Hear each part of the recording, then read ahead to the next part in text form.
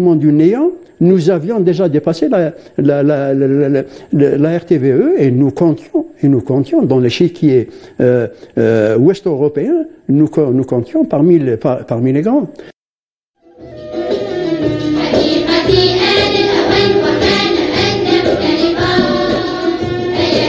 Le 21 juillet 1986, la RTA laisse place à 3 entreprises autonomes. Il s'agit là de l'ENTV, l'entreprise nationale de la télévision, l'ENRS, l'entreprise nationale de radiodiffusion sonore, et l'ENTD, l'entreprise nationale de télédiffusion. Les 3 sœurs se séparent à l'amiable, et c'est l'ENTD qui deviendra plus tard la TDA, qui devra assurer les liaisons de diffusion.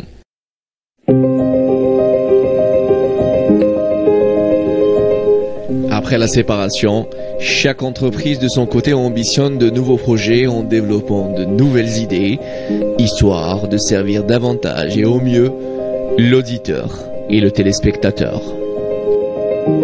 La radio s'est développée considérablement avec la multiplication des chaînes, la multiplication surtout des chaînes régionales et locales, donc le travail de proximité qui est quelque chose d'extraordinaire. Il y a un grand écrivain qui a dit même les bergers ont leur radio pour dire cette étendue, le fait que la radio arrive à toucher tout le monde. Elle a joué un rôle très important dans beaucoup de missions depuis l'indépendance, que ce soit l'analphabétisation, que ce soit l'accompagnement des pouvoirs publics parce qu'il ne faut pas oublier que la mission c'est une mission de service public, donc accompagner cet élan de développement.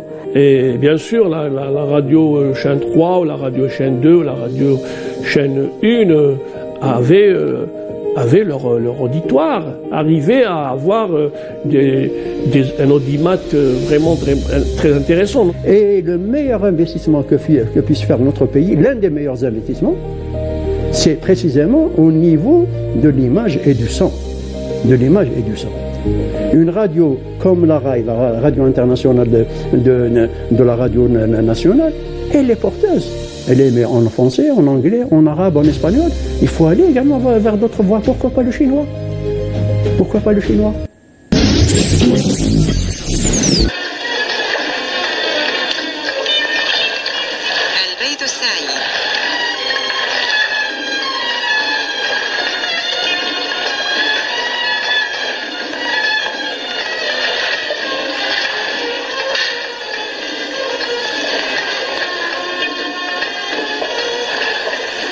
البيت السعيد حصة من إعداد وتقديم سامية. Marketing, communication, industrie et technologie. Je dis tout cela dans Jeudi Économie. Je dis économie. Je dis économie, c'est chaque jeudi de 12h.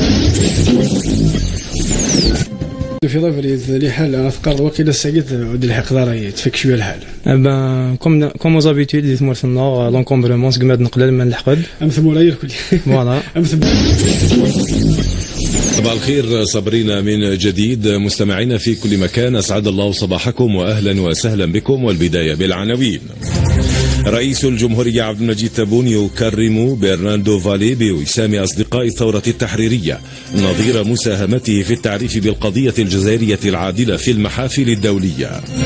الصالون الإفريقي للأعمال بوهران يتوج بتوقيع 5 عقود شراكة 25 اتفاقية أولية للتعاون بين 2 années plus tard, l'histoire des médias s'enchaîne et on va assister à la naissance d'une presse indépendante. Désormais, El Moudjahed, Chab et Alger républicain ne seront plus seuls. À travers Révolution africaine, à travers Alger Actualité, à travers d'autres journaux, il y avait cette ferveur et cette renaissance et cet esprit critique. À travers donc des chroniques de Abdelkrim Djaad comme Vice Versa, à travers Abdoubé dans Révolution africaine, Rachid Boudjedra, Kiosque Arabe avec Hali, etc. Et je pense que ils étaient déjà préparés pour faire irruption dans ce monde de liberté, parce qu'il faut rappeler qu'il y a eu au sein d'El Moudjahed toute une du côté de la rue de la Liberté, du côté de Moudjahed, c'est là où ça a commencé les premiers mouvements de journalistes qui revendiquaient plus de liberté, plus d'ouverture. Et c'est par la suite, il y a eu la législation, donc la Constitution de 1989, qui a consacré la liberté de la presse, en fait. Par rapport à la télévision, c'est vrai qu'aussi, au temps donc de 1990, grâce aussi à la Constitution qui a consacré en fait la liberté de la presse, il y a eu cette renaissance, il y a eu aussi la télévision sur le plan de la grille des programmes était assez attractif, et puis il y a aussi ce vent de liberté qui a gagné aussi, qui était aussi un mouvement mondial, puisque c'était suite à la chute du mur de Berlin et et puis le regain de liberté à travers le monde. Mais ce vent de liberté, avec cette ouverture, sonne comme un cadeau empoisonné.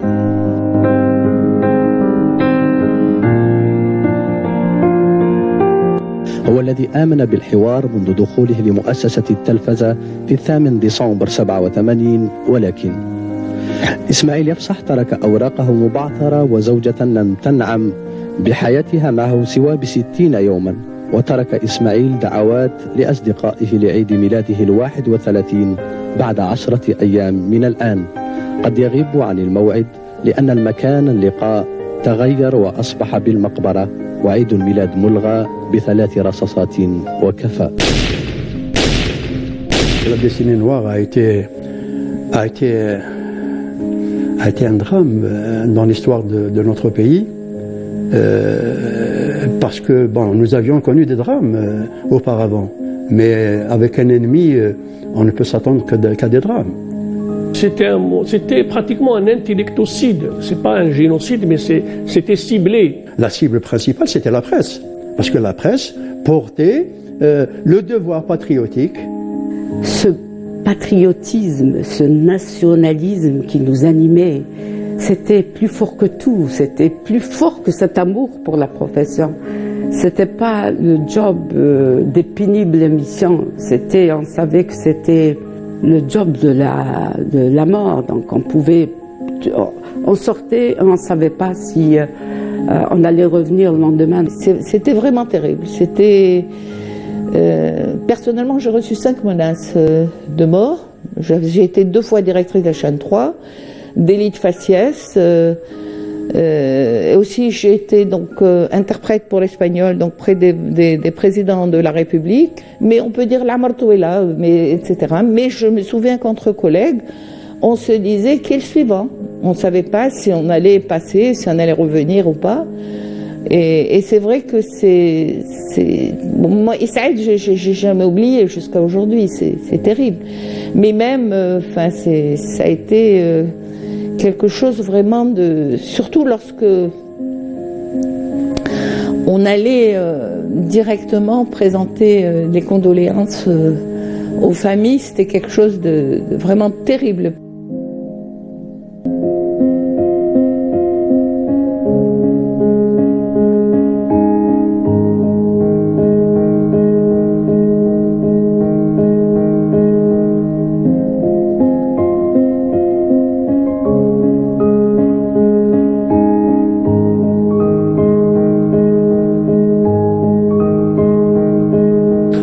J'arrivais je pense fin 94, et là chaque jour j'entends, je vois j'ai assisté à des moments terribles où des larmes, où on a pratiquement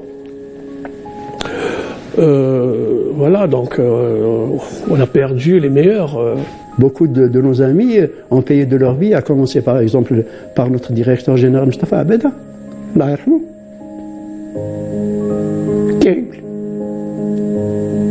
Bon, le hasard a fait que j'étais responsable à cette époque-là, et c'est moi qui qui est accompagné la majeure partie de nos collègues, de nos amis à leur dernière demeure. Les sœurs Hamadi, j'étais là et j'ai vu ces moments c'était tragique, c'était des moments dramatiques. Et puis d'autres, on a perdu Hirish qui était aussi un camarade de classe, donc on a fait l'université ensemble. Et voilà, certains journalistes rentraient chez eux avec carrément voilés en fait. Les journalistes rentraient chez eux voilés. À l'époque, je me déguisais. C'était une manière de les défier, d'aller même dans les coins les plus redoutés. C'était une manière aussi de ne pas rompre ce lien avec cette Algérie qu'on a aimé tant.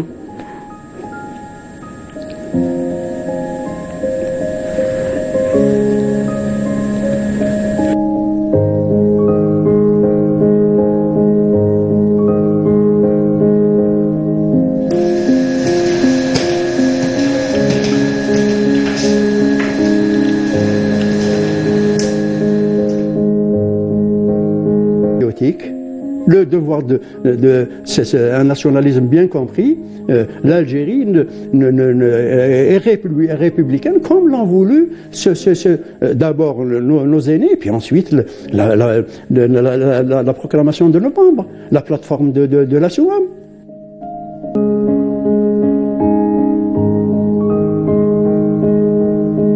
Il y avait des sacrifices, bien sûr, parce que du côté il y a eu des bombes, du côté il y a eu des assassinats, il y a eu cet instinct de vie qui était là. Certains ont quitté le pays, ont préféré s'expatrier. D'autres, ils étaient là quand même à faire leur boulot, à sortir le matin, prendre le café, essayer de changer leurs habitudes. Mais ils ont quand même tenu tête, ils ont réussi à tenir tête à l'ogre terroriste, à dire qu'on est là et qu'on ne laisse pas notre pays, voilà. Nous avons maintenu le cap et nous avons fait en sorte que la radio et la télévision ne s'arrêtent pas. Elle ne s'est pas arrêtée. Et nous avions continué en dépit du flot de sang. C'est des fleuves de sang. C'est vrai que c'était un choix de continuer et tout, mais moi je me disais toujours, donc c'était faire face ou disparaître.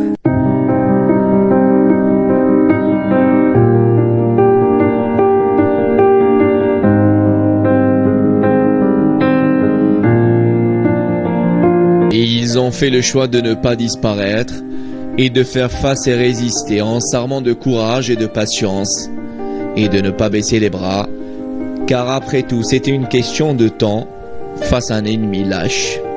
Que ce soit à la télévision ou à la radio, dans les salles de rédaction de la presse écrite, la détermination était la même.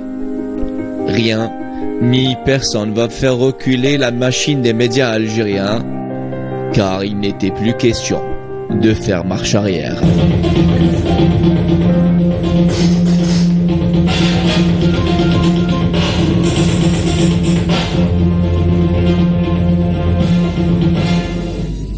مساء الخير سيداتي سادتي، اهلا ومرحبا بكم معنا.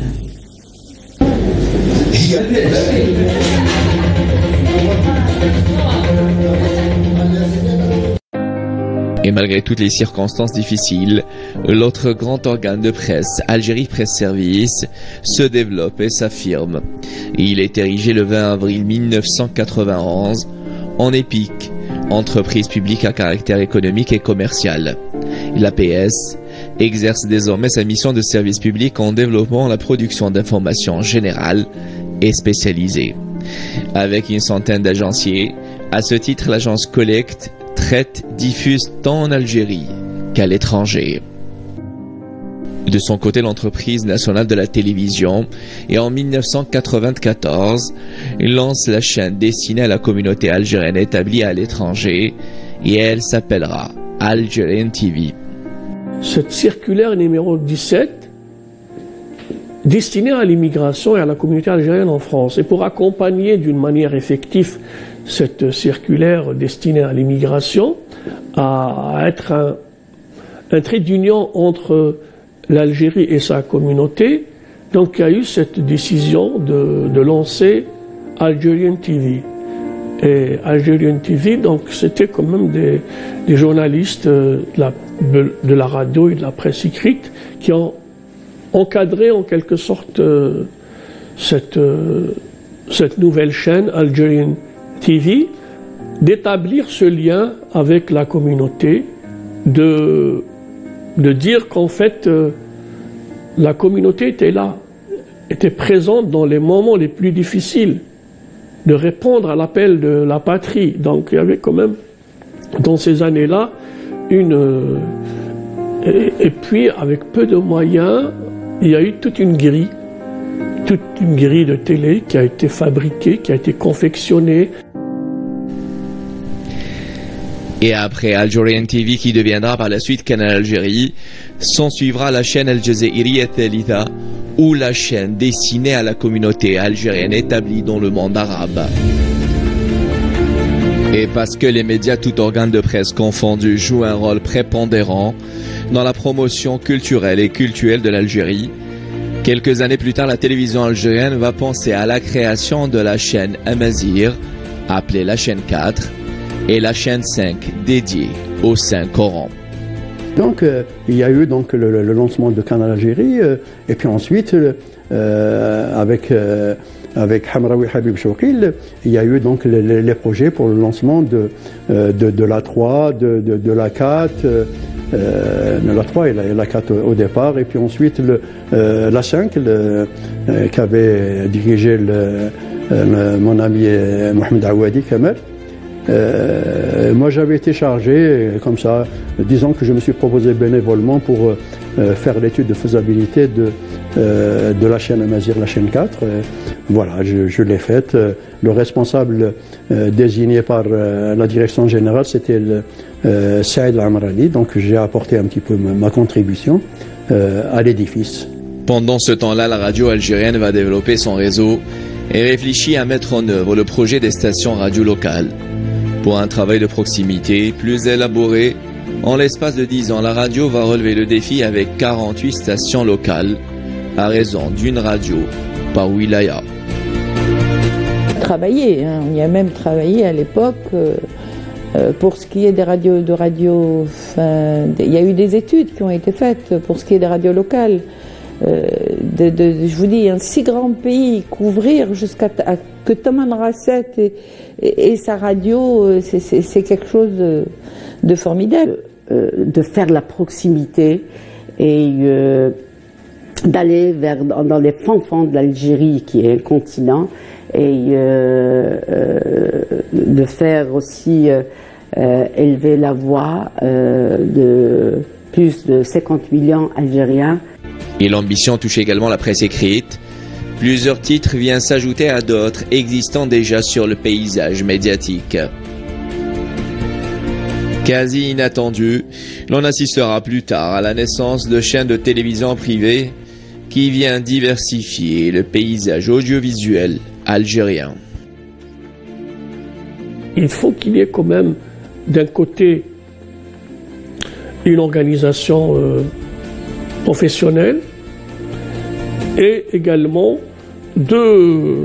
d'adhérer à une charte de déontologie et d'éthique. Je pense que c'est l'un des chantiers du ministère de la Communication, donc pour élaborer avec la corporation des journalistes, parce que ça relève de la corporation des journalistes, de mettre sur pied cette charte de déontologie dans un cadre de liberté et de respect et de professionnalisme. 1962, 2022, 60 ans d'indépendance et 60 ans de médias. Les différents organes de presse assistent aux différents changements et mutations socio-économiques et géopolitiques. Entre les défis d'hier et les défis d'aujourd'hui, les enjeux balancent.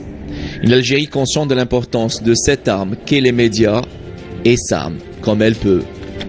Comme pour dire que le combat n'est jamais fini Il y a moins de 3 ans, la télévision algérienne a lancé la chaîne Dekira, la mémoire contre l'oubli. Elle ne va pas s'arrêter là. Elle va consacrer toute une chaîne de télévision à la plus importante frange de la société, la chaîne jeunesse, appelée également Sadissa. La télévision va réconcilier le citoyen avec ses institutions, avec la chaîne 9 parlementaire, naquie il y a moins d'une année. La volonté politique y est pour la consécration de la liberté d'expression, notamment avec la législation qui a accompagné la création des sites de presse électronique, un média très encouragé. Les défis, c'est plus les mêmes. Donc, on a d'autres défis à relever. La modernisation, l'arrivée du digital, etc. Donc, on est obligé de faire face à ces perpétuels changements à travers la formation. Il faut être au diapason, il faut accompagner ces changements. Donc je suis pour, bien sûr, je suis pour la libération, pour l'ouverture du paysage médiatique. Je suis pour la presse électronique. C'est plus un choix, c'est une réalité. Il faut s'adapter à toutes ces mutations. 60 ans après l'indépendance de l'Algérie, entre sacrifices du passé et enjeux de l'avenir, les médias algériens, tout organes de presse confondus, sont conscients des défis de l'avenir et ils sont prêts à les relever avec de nouvelles munitions, la formation et le savoir.